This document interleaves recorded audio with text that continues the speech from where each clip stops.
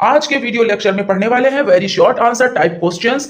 आज की सीरीज का फर्स्ट नंबर क्वेश्चन है combine the following sentence into a compound sentence. तो पहले कंपाउंड सेंटेंस को समझ लेते हैं। जिन वाक्यों में दो इंडिपेंडेंट क्लासेस होते हैं वे एक कंजक्शन जैसे and, because, as, yet, etc ये सब होते हैं, यानी ईटीसी का मतलब होता है इत्यादि, ये सब होते हैं, इससे जुड़े हुए होते हैं, तो वो क्या कहलाते हैं? वो कंपाउंड सेंटेंसेस कहलाते हैं। जैसे आपका हो जाता है he is intelligent, he is not hard working, वह बुद्धिमान है, वह मेहनती नहीं है। अब यहां पे आप क्या यूज करेंगे? तो यहां पे आंसर जान लेते हैं। He is intelligent but he is not hard working, यानी वो बुद्धिमान है परंतु परिश्रमी नहीं है। Combine the following sentences into a complex sentence.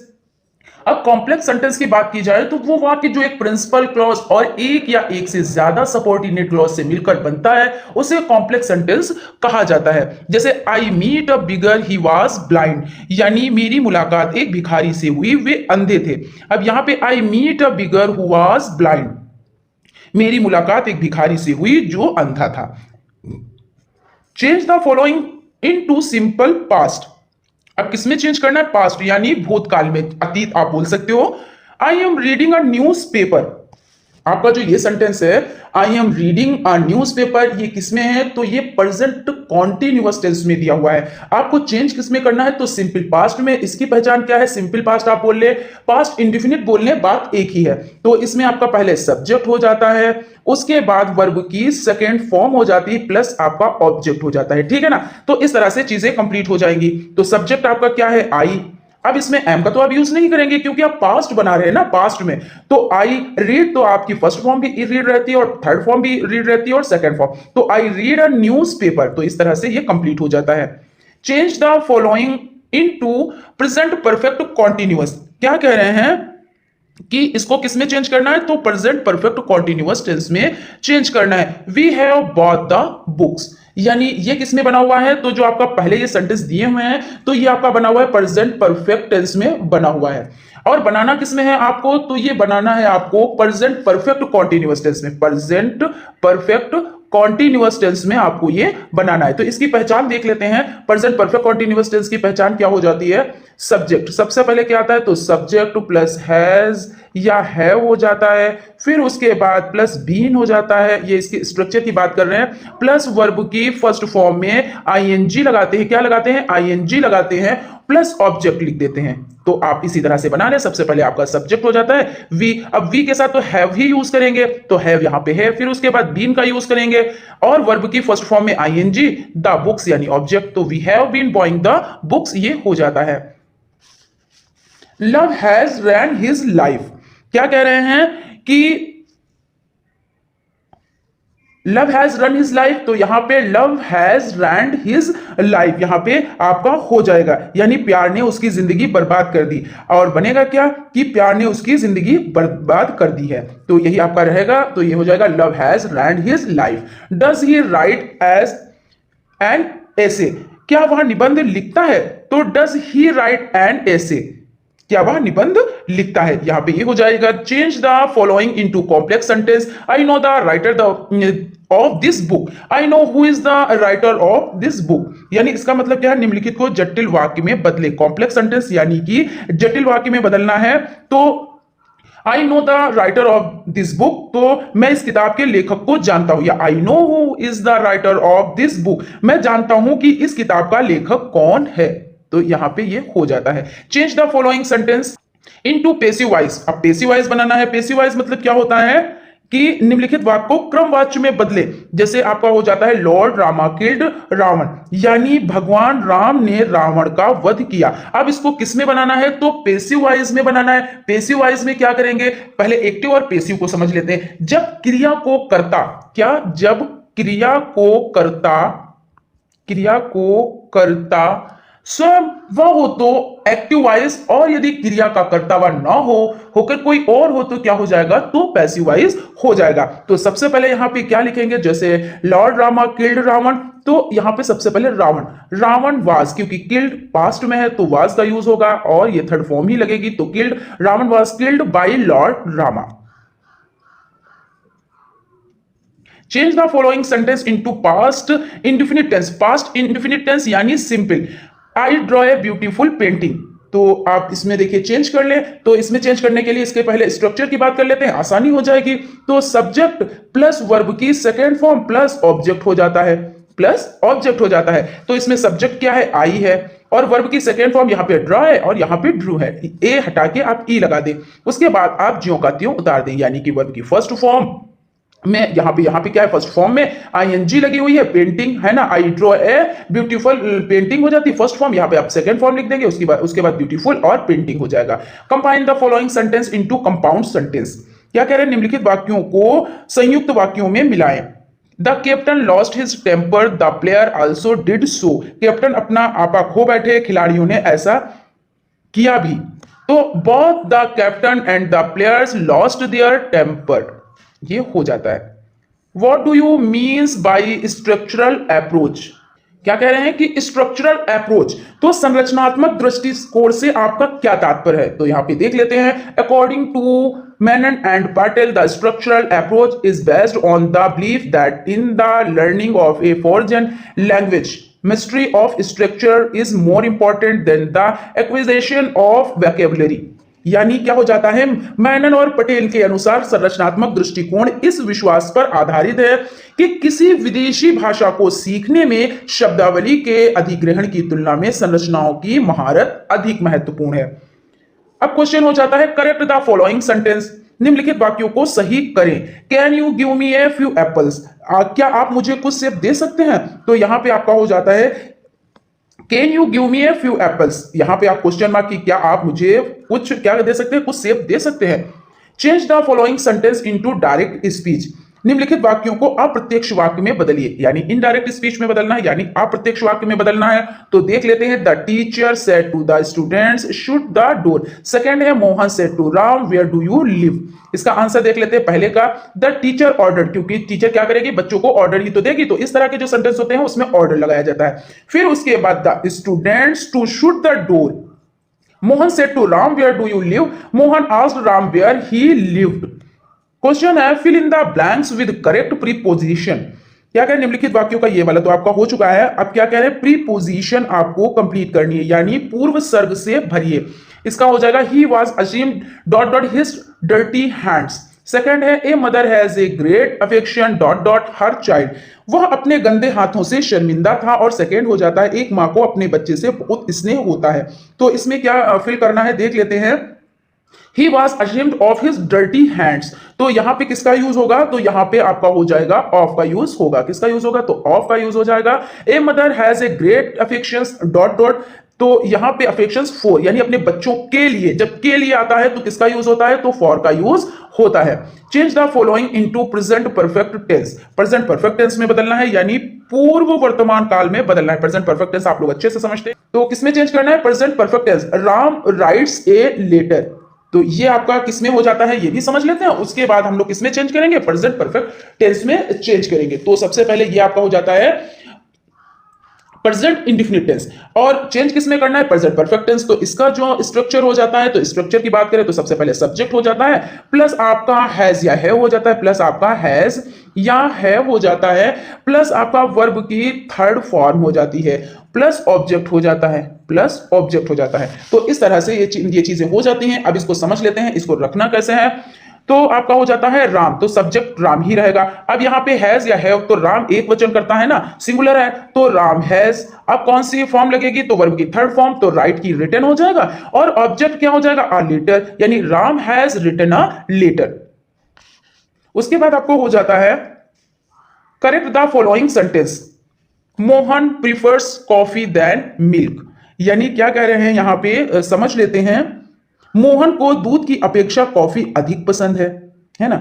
और यहां पे है, Mohan perfects coffee than milk, मोहन को दूध की अपेक्षा कॉफी पसंद है। और देखो यहां पे पहले आपका हो जाता है, क्या है, Mohan prefers coffee than milk, यानी कि क्या कह रहे हैं कि मोहन को दूध की अपेक्षा कॉफी अधिक पसंद है। तो Mohan prefer coffee to milk, than हटा के यहां पे टू का यूज करेंगे, तो यहां पे टू लिख देंगे, ठीक है ना। Complete the following sentence using an appropriate conjunction. Pawan is a handsome dash intelligent boy, Pawan एक सुंदर और बुद्धिमान लड़का है। तो यहां पे जैसे आप ऐसे बोलेंगे, सिंपल बोलेंगे कि पवन एक सुंदर और बुद्धिमान लड़का है, तो और के लिए इंग्लिश क्या लगाएंगे, तो और के लिए एंड ही तो लगाएंगे, तो यहां पे एंड यूज कर लेंगे। लीजिए ऐसे ही समझ में आ गया, क्वेश्चन आपने पढ़ा और आंसर आ गया। इस तरह से चीजें हो जाती हैं। अब क्वेश्चन है, which type of sentence March forward is imperative of exclamatory, यानी मार्च फॉरवर्ड किस प्रकार का वाक्य अनिवार्य समस्या बोधक है। तो ये इंपरेटिव है, यानी कि कैसा है, अनिवार्य है। इंपरेटिव मतलब अनिवार्य हो जाता है। Change the following into complex sentence, निम्नलिखित को मिश्र वाक्य में बदले। वह गरीब है लेकिन ईमानदार है, यानी he is poor but honest. वो गरीब है लेकिन ईमानदार है। अब इसको किसमें चेंज करना है, complex sentence. All thought he is poor he is honest, हालांकि वह गरीब है फिर भी वह ईमानदार है, क्योंकि देखिए गरीबी अलग चीज होती है और ईमानदारी अलग चीज होती है। तो क्या कह रहे हैं, हालांकि वो गरीब है लेकिन वो ईमानदार है, तो ऑल थॉट, हालांकि यद्यपि इसके लिए ये यूज होता है। Beside being honest he is gentle, ईमानदार होने के साथ साथ वह सौम्य भी है। तो he is not only honest but also gentle, यानी यहां पे क्या यूज हुआ, ही, ऑनेस्ट के बाद बट, परंतु वह, परंतु किंतु के लिए क्या यूज करेंगे, तो बट यूज करेंगे। Fill in the blanks by selection appropriate conjunctions from the brackets. I called him dash dash, he did not answer and but, मैंने उसे फोन किया उसने कोई जवाब नहीं दिया। यहां पर और या लेकिन, एंड मतलब और होता है, एंड मतलब और होता है, और बट मतलब क्या होता है, लेकिन होता है। बट मतलब लेकिन होता है। तो यहां पे क्या फिल किया जाएगा, उसके बाद दूसरा सेंटेंस भी देख लेते हैं, उसके बाद आंसर की तरफ चलते हैं। Work hard dash dash you will be punished, और एंड, यानी या और का मतलब क्या होता है, या, और एंड का मतलब और ही होता है ना। तो यहां पे समझ लेते हैं, मैंने उसे फोन किया लेकिन उसने कोई जवाब नहीं दिया। यही तो होता है जब कोई फोन करता है, तो यही तो कहा जाता है, मैंने उसे फोन किया लेकिन कोई जवाब नहीं दिया। तो लेकिन के लिए क्या यूज करेंगे, बट यूज करेंगे, यहां पे एंड तो नहीं यूज कर देंगे। Work hard you will be punished, यानी कड़ी मेहनत करो वरना सजा मिलेगी, वरना, और यही तो होता है ना। तो यहां पे क्या यूज हो जाएगा, यहां पर और, या, और। Right one word a person who hats Mankind, यानी आप जैसे कहते हैं एक लंबा एक सेंटेंस होता है, उसको एक सेंटेंस में बोलना होता है, वही यहां पे, यानी लॉन्ग सेंटेंस को एक वर्ड में उसको बोलना होता है। A person who hats Mankind, एक व्यक्ति जो मानव जाति से नफरत करता है। A medicine that kill germs, एक औषधि जो कीटाणु को मारती है। इनको एक लफ्ज में बोलने क्या कहते हैं, तो एक लफ्ज में देखिए मिसेंथ्रोप कहते हैं और जर्मिसाइड होता है, तो ये बोलते हैं। चेंज द, यानी इसकी भी हिंदी देखिए, मिथ्याचारी होते हैं। वो कौन होते हैं मिथ्याचारी, जो व्यक्ति जो मानव जाति से नफरत करते हैं, वो क्या होते हैं, वो मिथ्याचारी होते हैं। और एक औषधि जो कीटाणुओं को मारती है, वो कीटाणु नाशक होती है। Change the following sentence into present perfect continuous tense. अब इसमें क्या कह रहे हैं कि निम्नलिखित वाक्य को वर्तमान पूर्व सतत काल में बदले। पूर्व सतत काल में बदलना यानी प्रेजेंट परफेक्ट कॉन्टिन्यूअस टेंस में बदलना है। यहां पे समझ लेते हैं। He is writing a novel for 5 years. अब इसमें बदलना किसमें है, तो प्रेजेंट परफेक्ट कॉन्टिन्यूअस टेंस। इसकी पहचान क्या है, यानी इसमें पहचान और स्ट्रक्चर की बात करते हैं। तो स्ट्रक्चर क्या है, सबसे पहले सब्जेक्ट लिखेंगे, फिर हैज या हैव, हैज या हैव, उसके बाद बीन का यूज करेंगे, उसके बाद बीन का यूज करेंगे प्लस वर्ब की फर्स्ट फॉर्म में आईएनजी का यूज करेंगे, और आपका फॉर या सिंस ये आपको निश्चित या अनिश्चित के लिए यूज करना होता है। इस पर भी वीडियो बहुत डिटेल में आई है, जिसको आप प्लेलिस्ट में जाकर देख सकते हैं। उसके बाद टाइम हो जाता है, प्लस टाइम हो जाता है। तो किसमें चेंज करना है, प्रेजेंट परफेक्ट कॉन्टिन्यूअस टेंस। तो सबसे पहले आपका सब्जेक्ट हो जाता है ही, हैज हैव, तो ही के साथ देखिए हैज का यूज करेंगे, उसके बाद बीन का यूज करेंगे, वर्ब की फर्स्ट फॉर्म यूज करेंगे। ए नॉवेल फॉर 5 years, क्योंकि 5 साल, कौन से 5 साल नहीं, अगर संधि होते तो यहां पे सिंस का यूज होता है, लेकिन यहां पे सिर्फ ये कहा गया है कि 5 सालों से, कौन से 5 साल ये नहीं पता है, तो इसलिए यहां पे फॉर का यूज हुआ है। Complete the following sentence, he is ill fever, he is ill with fever, यानी फीवर के साथ, यहां पे ये हो जाता है, यानी वह बीमार है, बुखार है। उत्तर बुखार से पीड़ित है, ये जो इसका आंसर हो जाता है वो क्या है, बुखार से पीड़ित है। कंप्लीट द फॉलोइंग सेंटेंस, वाक्य को पूरा करें। She had dot dot dancing for 2 hours, यानी उसने 2 घंटे तक डांस किया। अब क्या करना है, कंप्लीट द फॉलोइंग सेंटेंस। तो ये किस में बना हुआ है, तो आप समझ सकते हैं, इसको आप पहचान सकते हैं। तो ये आपका हो जाता है, जो आपको सेंटेंस ये देखिए बना हुआ है, इसको पहले समझ लेते हैं। ये जो सेंटेंस बना हुआ है, ये आपका बना हुआ है पास्ट परफेक्ट कॉन्टिन्यूअस टेंस में, क्योंकि इसमें टाइम भी दिए हुए हैं ना, तो पास्ट में, और हैड बीन दिए हुए हैं इसलिए ये पास्ट में है। हैड दिए हुए हैं तो हैड के साथ बीन का यूज करेंगे ना, तो she had been dancing for 2 hours हो जाएगा, तो हैड के साथ बीन का यूज करेंगे। इन जो बारीकियां हैं, इन बारीकियों को आप तभी समझ सकते हैं जब चीजें आपको बहुत अच्छे से ध्यान में होंगी, आपने बहुत अच्छे से सीखा होगा, वरना थोड़ी सी यहां पे कंफ्यूजन रहती है। Correct the following sentence. Walk carefully lest you may fall, यानी यहां पे समझ लेते हैं, निम्नलिखित वाक्य को सही करें। Walk carefully lest you may fall, यानी सावधानी से चलो कहीं गिर ना जाओ। तो यहां पे क्या करना है कि सावधानी से चलो कहीं गिर ना जाओ, तो walk carefully lest you should fall. Fill in the correct word, यहां पे क्या करना है, सही शब्द भरने हैं आपको। He quarrelled dot a trivial matter, यानी छोटी सी बात पर उसने झगड़ा किया, कर लिया, तो यहां पे क्या हो जाता है, ही क्यूलेट अवर ए ट्राइवल मैटर, उसने मामूली बात पर झगड़ा कर लिया। Complete the following sentence using correct article. अब आर्टिकल की अगर बात की जाए तो आर्टिकल कितने होते हैं, इस तरह का भी क्वेश्चन पूछा जाता है एग्जाम में, तो आर्टिकल 3 तरह के होते हैं। कितने तरह के होते हैं, तो 3 तरह के होते हैं। कौन कौन से होते हैं, तो ए हो जाता है, एक आर्टिकल ए हो जाता है, एक आर्टिकल एन हो जाता है, और एक आर्टिकल आपका दा हो जाता है। जैसे जहां पे कंडीशन हो उस तरह से यूज किया जाता है। तो यहां पे क्या यूज होगा ये देख लेते हैं। Virtue is it's on reward, यानी यहां पे ए का यूज होगा, यहां पे एन का तो यूज नहीं होगा, क्योंकि यहां पे वी है ना, पहला ये जो शब्द है ये वी है, और वी के साथ एन नहीं लगेगा, एन नहीं लगेगा, यहां पे ए का यूज होगा। ठीक है, इस तरह से चीजें हो जाती हैं। Change the following into indirect narration, अब क्या करना है, इनडायरेक्ट नरेशन में बदलना है। The teacher said to the student, why have you not completed your homework, तो टीचर ने कहा, यानी शिक्षक ने छात्रों से कहा तुमने अपना होमवर्क क्यों पूरा नहीं किया। तो टीचर यानी यहां पे सेड टू है, तो सेड टू को आस्क में बदल देंगे, सेड टू को आस्क में बदल देंगे। द स्टूडेंट, यहां पे वाई है तो वाई ही रहेगा। दे हैड नोट, यहां पे हैव है इसलिए पास्ट में, तो हैड का यूज करेंगे, और नॉट है तो नॉट ही रहेगा। कंप्लीटेड देयर होमवर्क, इस तरह से हो जाता है। करेक्ट द फॉलोइंग सेंटेंस, निम्नलिखित वाक्यों को शुद्ध करें। As sooner as I come, it began to rain. मेरे आते ही बारिश होने लगी। यहां पे क्या करना है, देखिए as soon as I come it beginning to rain, तो इसको चेंज करना है, तो as soon as I come to begin to rain. The climate of Kashmir is healthier than Delhi. तो the climate of Kashmir is healthier than that of Delhi. यानी कश्मीर की जलवायु दिल्ली की तुलना में अधिक स्वस्थ है, तो कश्मीर की जलवायु दिल्ली की तुलना में अधिक स्वस्थ है, तो यही रहेगा। Write the meaning of the following items and perhaps, null and void, यानी अशक्त और शून्य हो जाता है। अप्स एंड डाउन्स, उतार चढ़ाव हो जाता है, तो इसमें देख लेते हैं। नॉट वैलिड इन लॉ, कानून में मान्य नहीं है। और mixture of God and bad things in life in particular situation, जीवन में या किसी विशेष परिस्थिति में अच्छी और बुरी चीजों का क्या होता है, मिश्रण, ये हो जाता है। उसके बाद आपका क्वेश्चन है, transform of following sentence into negative without changing the meaning, मतलब मीनिंग नहीं चेंज करनी है, ऐसे ही इसको नेगेटिव में करना है। तो एज सून एज को नो सूनर कर देना है, क्या कर देना है, नो सूनर, क्योंकि इन्होंने कहा है कि मीनिंग नहीं हटानी है, सिर्फ नेगेटिव में करना है। तो no sooner had the bell rang then the boys come out of the class. Write one word of the following group of words that cannot be concluded, a person unable to pay debts, तो invincible या invisible, insolvent, ये हो जाता है, यानी अजय और दिवालिया।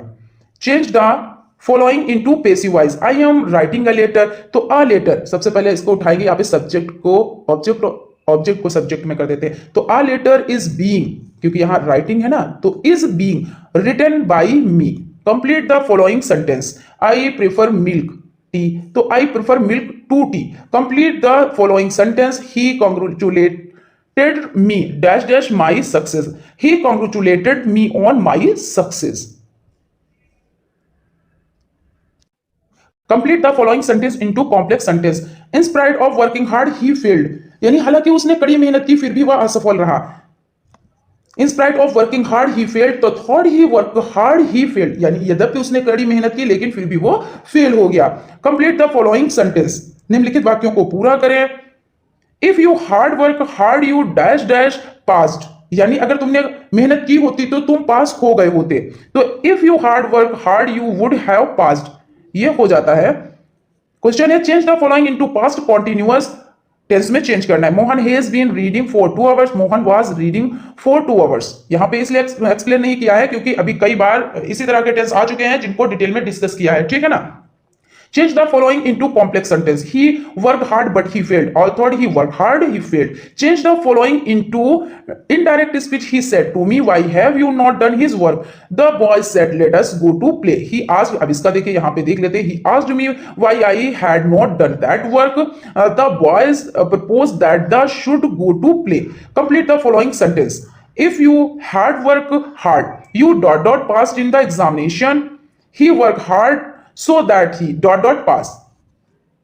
तो if you had hard work, इसको देख लेते हैं. If you had worked hard, you would have passed in the examination. और इसको सेकेंड वाले को देख लेते हैं. He worked hard so that he dot dot pass. He worked hard so that he might pass. What do you understanding by structural approach? Structural approach is a scientific study of the fundamental structures in English language, their analytic and logical arrangement. यहां पे समझ लेते हैं इसको. संरचनात्मक दृष्टिकोण अंग्रेजी भाषा की मूलभूत संरचनाओं, उनके विश्लेषण और तार्किक व्यवस्था का वैज्ञानिक अध्ययन है. राइट वन वर्ड, यानी एक शब्द में लिखें.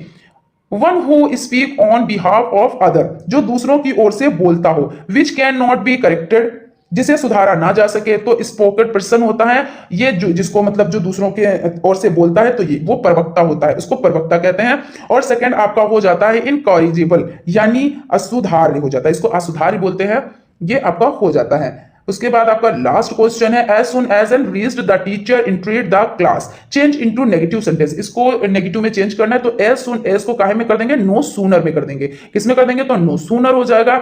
Had I reached than the teacher entered the. Use the following phrases in the sentence of your own as to bring out their meaning carefully. निम्नलिखित वाक्यांश को अपने अर्थ को स्पष्ट सामने लाने के लिए अपने वाक्य में प्रयोग करें. टू पास द बक, जिम्मेदारी उठाना. टेक आफ्टर, बाद में लेना. To pass the buck, we should perform our duty well inspired to passing the buck. जिम्मेदारी निभाना, जिम्मेदारी चुकाने के बावजूद हमें अपना कर्तव्य अच्छे तरीके से निभाना चाहिए. Take after Shyam takes after his twin brothers. Twin brothers मतलब जुड़वा भाई होते हैं. श्याम अपने जुड़वा भाई की देखभाल करेगा. Combine the following sentence into a compound sentence. निम्नलिखित वाक्यांश को मिश्र वाक्य में संयोजित करें. The animal may be a fish, it may be A serpent, it must be of them. जानवर मछली हो सकता है, सांप हो सकता है, यहां उसमें से एक होना चाहिए. The animal may be must be either a fish और ए सरपेंट, यानी जानवर या तो मछली या सांप हो सकता है. क्वेश्चन की तरफ चलते हैं. Combine the following sentence into a complex sentence. इसमें क्या करना होता है, तो यहां पे समझ लेते हैं. निम्नलिखित वाक्यों को एक सम्मिश्रण में संयोजित करें. He lives somewhere I do not know it. वह कहीं रहता है, मैं ये नहीं जानता. I do not know where he lives. मुझे नहीं पता कि वो कहां रहता है. आप इस तरह से बना सकते हैं, यानी दो सेंटेंस को आप एक सेंटेंस में किस तरह से बनाएंगे, तो यहां पे आप देख सकते हैं कि यहां पे he lives somewhere I do not know it, तो I do not know where he lives हो जाता है. क्वेश्चन है change the following into past indefinite tense. अब आपको क्या करना है, निम्नलिखित को भूतकाल अनिश्चित काल में बदलना है.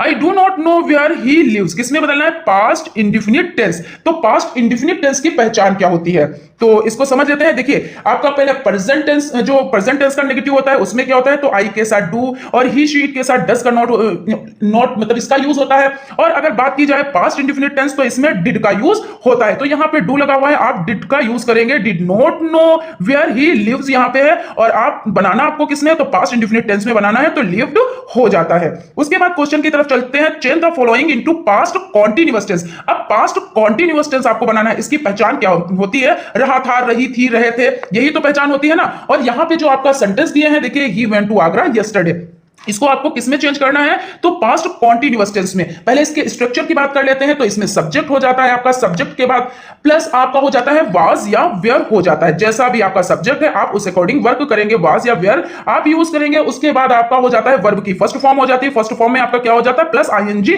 आपको यूज करना होता है, ठीक है ना. और वर्ब की फर्स्ट फॉर्म में आईएनजी प्लस आपका ऑब्जेक्ट हो जाता है. तो इस अकॉर्डिंग हम जो ये सेंटेंस इसको कंप्लीट कर लेते हैं. तो he was going to Agra yesterday. Yesterday मतलब भूतकाल है ना, और अगर टुमारो होता तो वो क्या हो जाता, तो वो आपका फ्यूचर में हो जाता। ये चीज आप ध्यान रखिएगा। तो इस तरह से चीजें हो जाती हैं। उसके बाद क्वेश्चन हो जाता है आपका, complete the following sentences using the correct form of the verb given in the brackets. निम्नलिखित वाक्यों को कोष्टक में दिए गए हैं और क्रिया के सही रूप का उपयोग करके पूरा करें। The doctor dash dash after the patient had died. इसमें आप क्या कह रहे हैं कि मरीज की मौत के बाद डॉक्टर क्या हुआ, तो मरीज के मरने के बाद डॉक्टर आए, यानी the doctor after the patient had died. तो यहां पे क्या यूज करेंगे, तो यहां पे आपका हो जाएगा after the patient had died. Fill in the gap using the correct form of the verb given in the bracket. Shyam will have left for Mumbai before the rainy season begin. यानी क्या कह रहे हैं, कोष्टक में दिए गए क्रिया के सही रूप का उपयोग करके स्थान, मतलब स्थान जो आपका फिलअप है उसको फिल करना है। यानी बारिश का मौसम है, Shyam will have left Mumbai before their rainy season begin. बारिश का मौसम शुरू होने से पहले श्याम को मुंबई के लिए निकलना होगा। यहाँ पे तो Shyam will have to left for Mumbai before the rainy season begins, ये हो जाता है। What are methods, approaches of teaching English? अंग्रेजी पढ़ाने की विधियां, दृष्टिकोण क्या है? तो इसमें हो जाता है there are few methods, approaches of teaching English, यानी अंग्रेजी सिखाने की कुछ विधियां, दृष्टिकोण हैं। ग्रामर ट्रांसलेशन मेथड, व्याकरण अनुवाद के तरीके हो जाते हैं। डायरेक्ट मेथड यानी प्रत्यक्ष विधि हो जाती है। स्ट्रक्चरल अप्रोच यानी संरचनात्मक, क्या तो संरचनात्मक हो जाता है, यानी संरचनात्मक दृष्टिकोण। और आपका कम्युनिकेटिव अप्रोच यानी संचारी दृष्टिकोण हो जाता है। Throw the light of structural approach यानी संरचनात्मक दृष्टि पर प्रकाश डालिए। The structural method is based on the belief that in the teaching of a foreign language, the mastery of structure is more important than the acquisition of vocabulary, and that limitation and difficulties inherent in the study of English can be overcome by giving an intensive drill of the students in the structural patterns हो जाता है। तो संरचनात्मक विधि इस विश्वास पर आधारित है कि किसी विदेशी भाषा के शिक्षण में शब्दावली के अधिग्रहण की तुलना में संचार संरचनाओं की महारत अधिक महत्वपूर्ण है, और अंग्रेजी के अध्ययन में निहित सीमाओं और कठिनाइयों को छात्रों को गहन अभ्यास देकर दूर किया जा सकता है संरचना पैटर्न में। यहां पे हो जाता है explain the two objectives of structural approach, यानी संरचनात्मक दृष्टिकोण के दो उद्देश्य स्पष्ट कीजिए। ऑब्जेक्टिव्स ऑफ स्ट्रक्चरल अप्रोच, संरचनात्मक दृष्टिकोण के उद्देश्य इसमें कौन कौन से हो जाते हैं, तो इसको समझ लेते हैं। फर्स्ट नंबर पर हो जाता है to enable the learners to attain mastery over and essential vocabulary of about 3000 root words of active use, यानी शिक्षार्थियों को सक्रिय उपयोग के लिए लगभग 3000 मूल शब्दों की आवश्यक शब्दावली पर महारत हासिल करने में सक्षम बनाना। To teach the four fundamental skill namely over unessential vocabulary of about 3000 root word of active use, सक्रिय उपयोग के लिए लगभग 3000 मूल शब्दों की आवश्यक शब्दावली पर 4 मौलिक कौशल सिखाना हो जाता है। Explain the few advantage of grammar translation method, व्याकरण अनुवाद पद्धति के कुछ लाभ बताएं। There are following advantages of grammar translation method. First number है, it is economic and saves considerable time of affairing a single equivalent word in the mother tongue instead of long definition of explanation. यानी व्याकरण अनुवाद पद्धति के निम्नलिखित लाभ हैं। यहां किफायती और लंबी परिभाषा या स्पष्टीकरण के बजाय मातृभाषा में एक ही समकक्ष शब्द पेश करने से काफी समय की बचत होती है। उसके बाद हो जाता है second number, it is based on the maxim of learning from known to unknown, यानी ये ज्ञात से अज्ञात तक सीखने की कहावत पर आधारित है। जैसे ज्ञात से अज्ञात यानी जो चीज आपको पता है, यानी आपको क्या है, जैसे बच्चों को पढ़ाना है तो जैसे पेड़ के बारे में बच्चों को पढ़ाना है तो पहले उनसे कलर पूछे कि पत्तियों का रंग कैसा होता है, पेड़ हमारे लिए किस तरह से फायदेमंद है। अगर बच्चों को ये सब चीजें पता है उसके बाद आप उसके जड़ों के प्रकार बताएं, जड़ का क्या कार्य है, तने का क्या कार्य है, इस तरह से आप बच्चों को सिखा सकते हैं। यहां पे यही चीज बताई गई है कि ज्ञात से अज्ञात की तरफ, जो चीज ज्ञात है उसको नॉन टू अननोन हो जाता है। क्वेश्चन की तरफ चलते हैं। Right the definition of complex sentence with examples, जटिल वाक्यों की परिभाषा उदाहरण सहित लिखिए। Definition of complex sentence, such a sentence having our man clause at least on subordinate clause is called a complex sentence. जटिल वाक्य की परिभाषा, ऐसा वाक्य जिसमें एक मुख्य उपवाक्य और कम से कम एक अधीनस्थ उपवाक्य हो उसे मिश्र वाक्य कहा जाता है। उदाहरण, he goes when I come close, यानी वह जाता है जब मैं आता हूं, ये हो जाता है। Right the definition of compound sentences with examples, संयुक्त वाक्यों की परिभाषा उदाहरण सहित लिखिए। तो यहाँ पे समझ लेते हैं definition of compound sentences such as sentences having two or more main clauses in called a compound sentences. तो संयुक्त वाक्य की परिभाषा ऐसा वाक्य जिसमें दो या दो से अधिक मुख्य उपवाक्य हो उसे मिश्र वाक्य कहते हैं, यानी जिसमें दो मुख्य वाक्यों से क्या कहते हैं, तो उन्हें मिश्र वाक्य यानी कि कंपाउंड सेंटेंसेस कहते हैं। तो इसका एग्जाम्पल देख लेते हैं। ही goes एंड आई कम, यानी वह जाता है और मैं आता हूं, ये हो जाता है। Right the meaning of commands and request, यानी आदेशों और अनुरोधों का अर्थ लिखें। The meaning of commands in order and request is ask respectfully. क्या रिस्पेक्टफुली? आदेश का अर्थ है आदेश और अनुरोध का अर्थ है आदर पूर्वक पूछना, तो यानी रिस्पेक्टफुली हो जाता है। What do you mean by tense? काल से का क्या तात्पर्य है? काल मतलब जैसे काल कितने होते हैं, तो टेंस कितने होते हैं, जैसे present tense, past tense, future tense, इसमें चार चार प्रकार होते हैं। Present indefinite tense, present continuous tense, present perfect tense, present perfect continuous tense, इसी तरह से और भी जो टेंस है उसके भी प्रकार हो जाते हैं। तो what do you mean by tense? Any of the form of a verb which may be used to show. First number है the time of a action, second हो जाता है a state or an event can be called a tense, यानी क्रिया के किसी भी रूप का उपयोग किसी क्रिया का समय